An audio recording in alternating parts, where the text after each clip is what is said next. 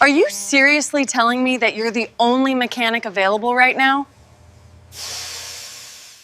Marcus Hayes looked up from beneath the hood of a Toyota Camry. Grease stained his navy coveralls. His hands, strong and calloused, held a wrench with the ease of decades of practice.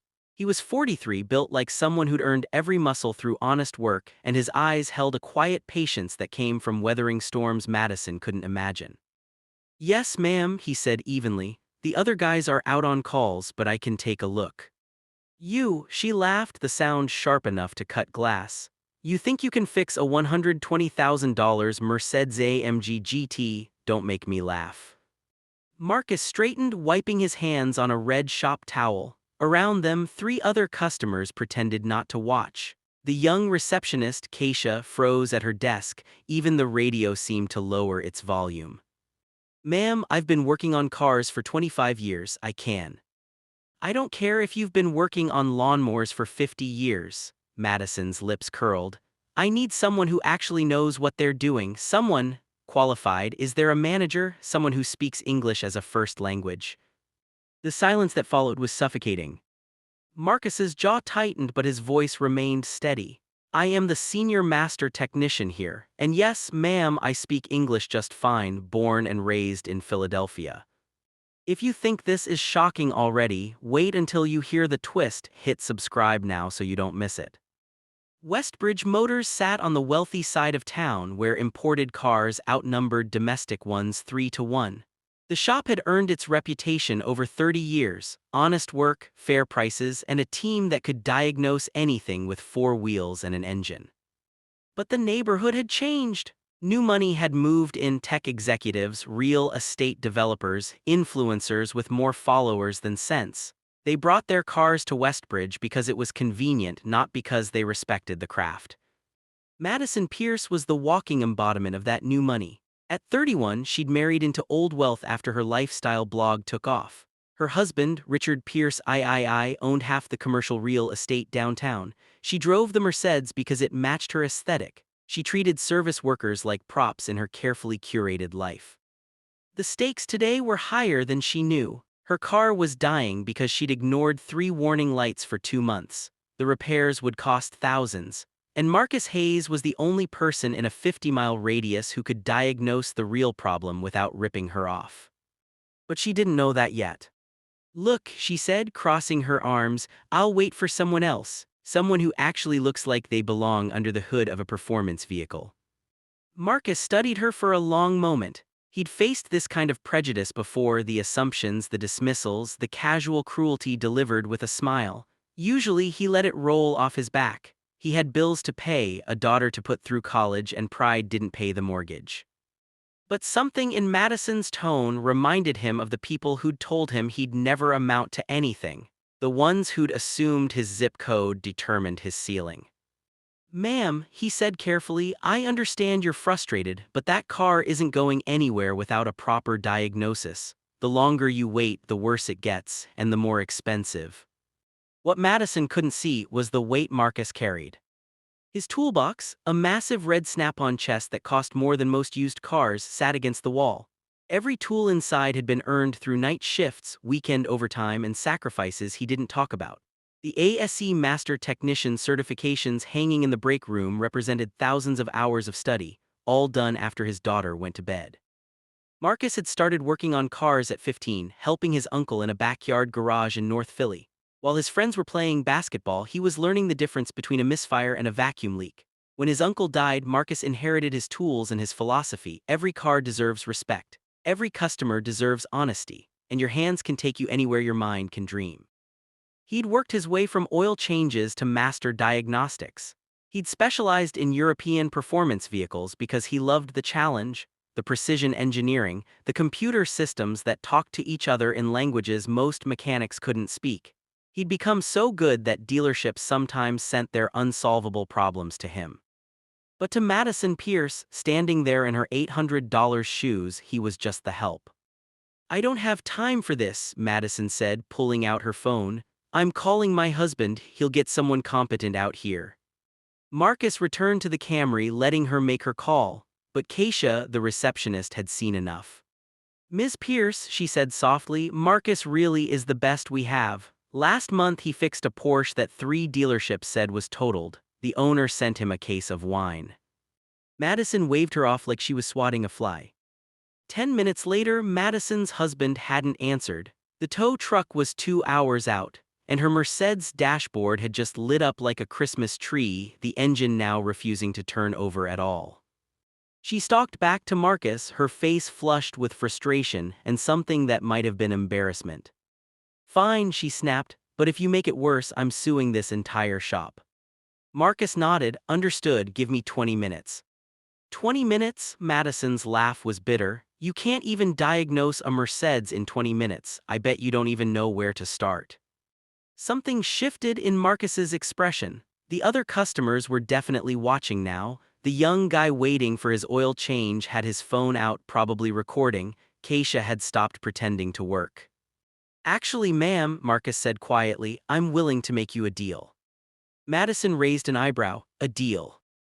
I'll diagnose your car in 20 minutes. If I can tell you exactly what's wrong, part numbers and all, without even running a computer scan, you pay triple the diagnostic fee. And you apologize to everyone in this shop for how you've spoken today. The garage went silent. And if you can't, Madison's smile was predatory. Then the diagnosis is free, and I'll personally tow your car to any dealership you choose. Madison's eyes gleamed. She thought she'd found her entertainment for the afternoon. You're on. She pulled out her phone, starting a timer, 20 minutes starting now. If this part has you on edge, hit the like button right now. It lets us know you want more stories like this. As Marcus approached the Mercedes, his mind drifted to a moment 17 years ago. His daughter Jasmine had been 6 years old. Sitting in the passenger seat of his old Ford pickup while he worked on a customer's car. She was supposed to be doing homework, but he'd looked over to find her watching him, her face serious. Daddy, she'd asked, why does that lady talk to you like you're stupid?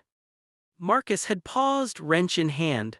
The customer that day, a woman not unlike Madison, had spent 10 minutes questioning every recommendation, talking to him like he was trying to scam her. He'd bitten his tongue and done the work anyway.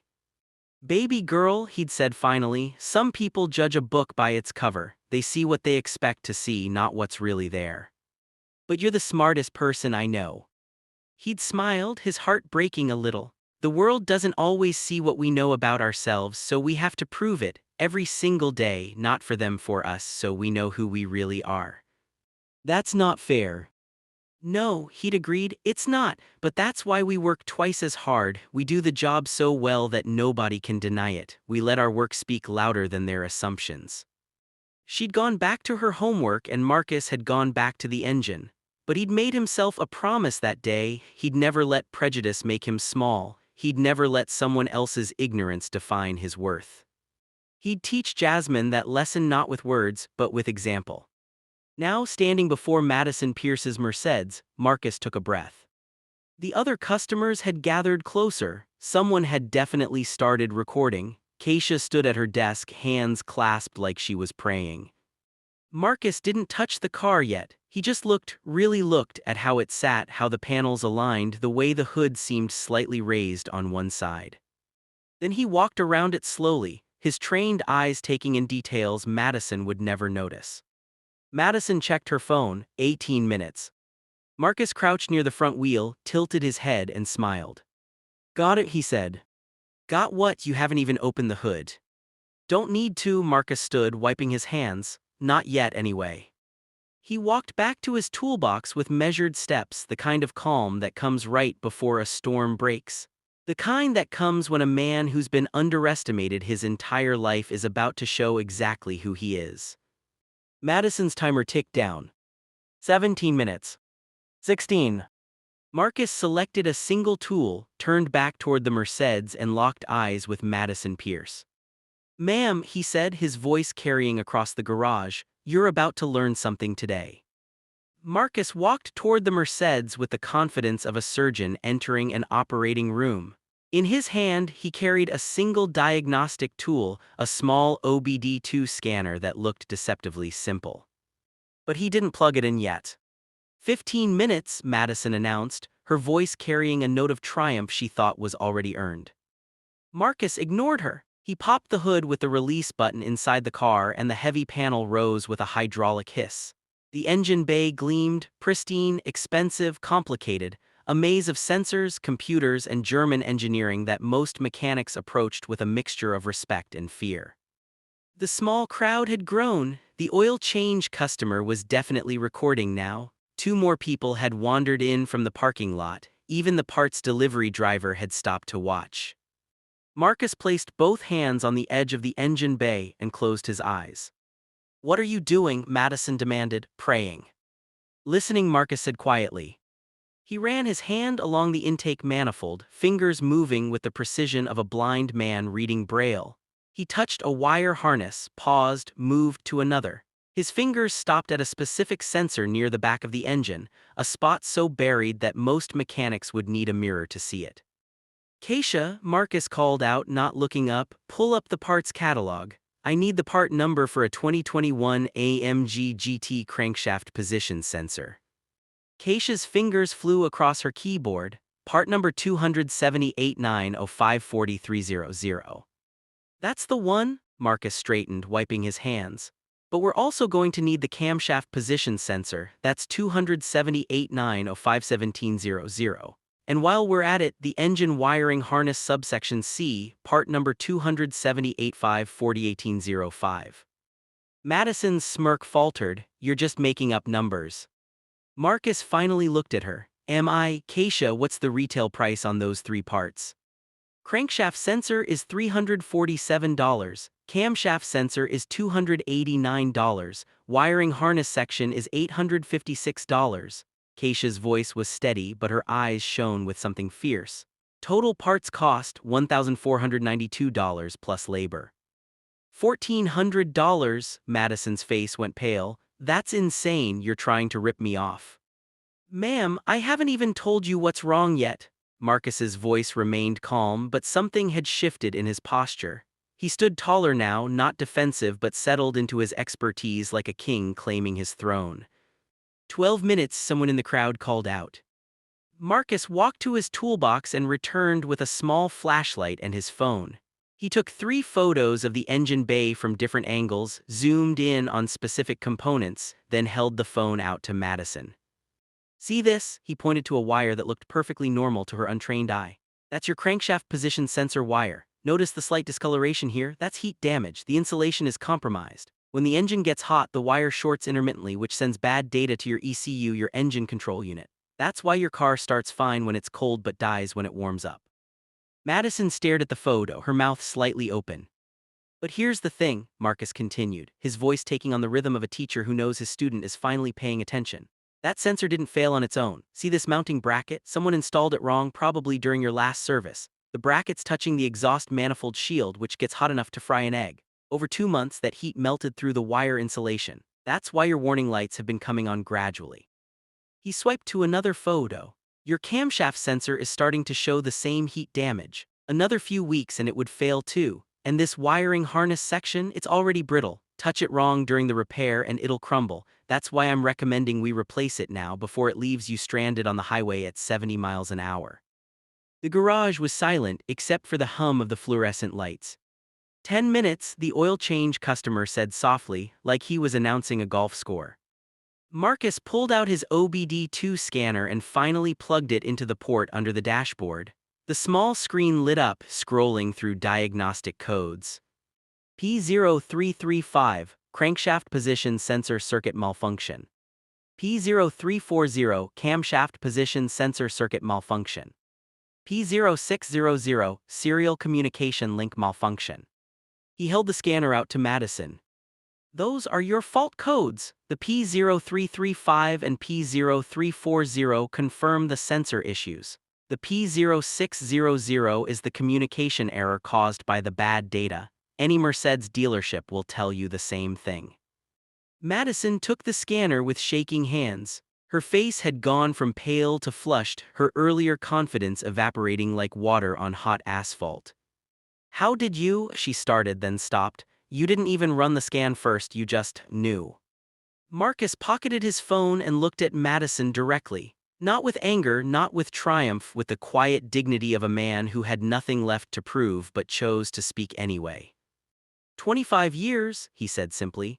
25 years of putting my hands on engines, of studying wiring diagrams at midnight while my daughter slept, of taking every certification course I could find, paying for them myself because I knew that in this industry with this skin, I'd have to be twice as good to be considered half as competent. He gestured toward the Mercedes. This isn't my first AMG, it's not even my first GT. Last year I rebuilt one from the ground up after a customer bought it flood damaged from an auction. Took me 3 months. When I was done, it ran better than factory spec. The customer drove it to a car show in Virginia and took second place. Marcus pulled a shop towel from his pocket and cleaned his hands with methodical care. You know what I learned in those 25 years? Engines don't care what you look like. They don't care about your accent, your zip code, or your last name. They either run or they don't. And if you respect them, if you take the time to really understand how they breathe and think and speak, they'll tell you exactly what's wrong. He pointed at the damaged wire in the photo. That heat discoloration, most mechanics would miss it. They'd run the scan, see the codes, and just replace the sensors. Then you'd come back in a month with the same problem because nobody fixed the root cause. You'd spend another $1,500 and still be stuck. But you, Madison's voice was barely a whisper, you saw it without even running the scanner. I saw it because I looked, really looked, because I care about doing the job right more than I care about what you think of me. The timer on Madison's phone buzzed. 20 minutes exactly. The oil change customer started clapping first. Then Keisha, then the parts delivery driver and the 2 people who'd wandered in from outside. Within seconds, the entire garage was applauding and Marcus stood in the center of it, humble and uncomfortable with the attention. Madison stared at her phone like it had betrayed her. Her hands trembled slightly as she lowered it. She looked at the crowd, then at Marcus, then down at her designer shoes. She started, her voice cracking. I owe you an apology. Yes, ma'am, you do. She took a breath, and when she looked up, there were tears in her eyes, not from sadness but from the sharp edge of humiliation meeting the harder edge of truth. I'm sorry to you and to everyone here. I made assumptions that were. She paused, searching for a word big enough to hold her shame. Inexcusable. I was rude, dismissive, and prejudiced, and I was completely, utterly wrong. Marcus nodded slowly. Apology accepted. The diagnostic fee, Keisha called out helpfully, triple rate comes to $450. Madison didn't even flinch. She pulled out her wallet and counted out $500 bills, pressing them into Keisha's hand. Keep the change, and Marcus, she turned back to him, I want you to do the repairs, all of them, whatever it costs. It'll be about $3,000 total with labor, Marcus said, and it'll take 2 days. We have to order the parts. That's fine. Madison's voice was steadier now, like she'd found her footing on unfamiliar ground. You were right about something else too. I ignored those warning lights for 2 months. I thought I knew better, she laughed bitterly. I thought a lot of things. Marcus extended his hand. After a moment, Madison shook it. We all make mistakes, ma'am. The measure of a person is what they do after. As Madison arranged for a rideshare home, the crowd began to disperse, but the oil change customer approached Marcus with his phone out.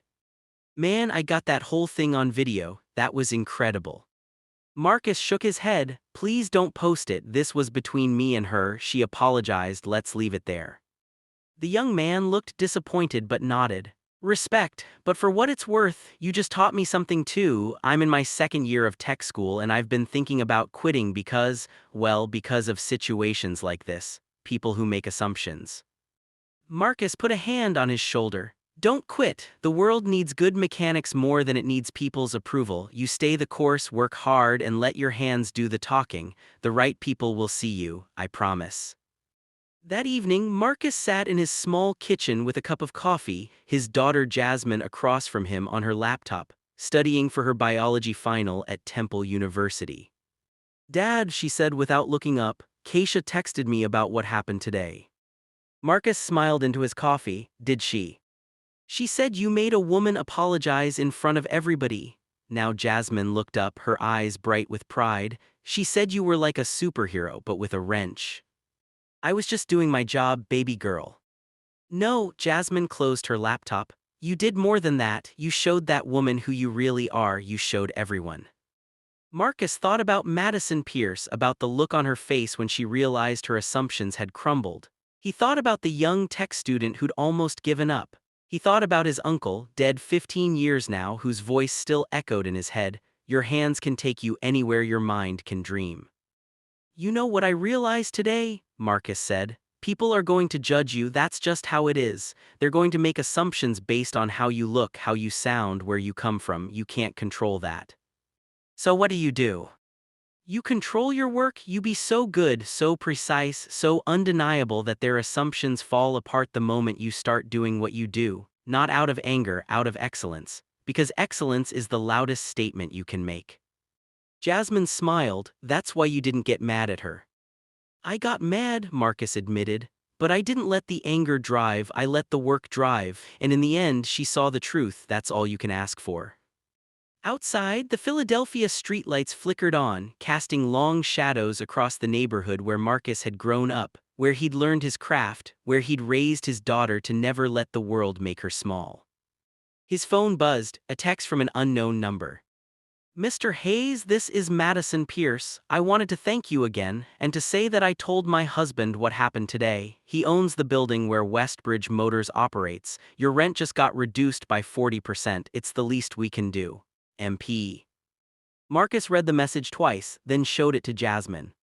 "See," she said, "superhero." "No," Marcus said, setting down his phone. "Just a mechanic who refused to be anything less than excellent." He took a sip of his coffee and looked at his daughter, his greatest achievement, his proudest work. "Sometimes," he said softly, "the brightest minds wear the humblest uniforms, and if you've ever been overlooked, underestimated, or dismissed, just remember that real talent can't stay hidden forever. It's like an engine problem, eventually the truth surfaces. You just have to be patient, be excellent, and trust that your work will speak louder than anyone's assumptions ever could." Jasmine raised her own coffee mug in a toast, to hands that do the talking. Marcus clinked his mug against hers, to hands that do the talking.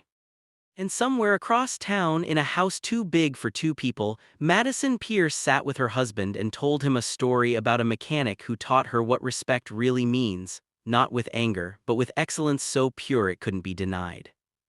If this ending gave you chills, share this video with someone who needs a reminder that real talent can't be ignored. Comment "Justice Served" below and subscribe for more stories like this. Your next favorite might drop tomorrow.